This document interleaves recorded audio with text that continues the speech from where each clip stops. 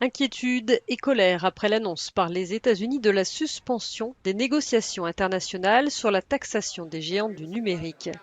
Le secrétaire américain au Trésor, Steven Mnuchin, a évoqué une pause dans les pourparlers dans une lettre à ses homologues français, italiens, espagnols et britanniques. Il affirme que les négociations sont dans l'impasse tout en souhaitant qu'un accord mondial soit trouvé avant la fin de l'année.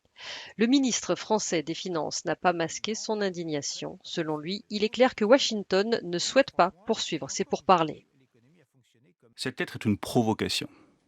C'est une provocation vis-à-vis de l'ensemble des partenaires de l'OCDE. On était à quelques centimètres d'un accord sur la taxation des géants du numérique, au moment où les géants du numérique sont peut-être les seuls au monde à avoir tiré d'immenses bénéfices de la crise du coronavirus. Donc Mm. c'est une provocation.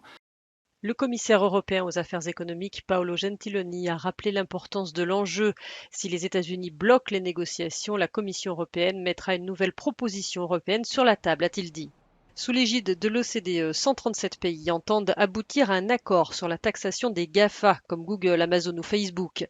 Washington était revenu à la table des négociations au moment où plusieurs pays avaient annoncé leur intention d'introduire leur propre taxe nationale. La France a été le premier pays à percevoir cet impôt avant de le suspendre pour reprendre les négociations.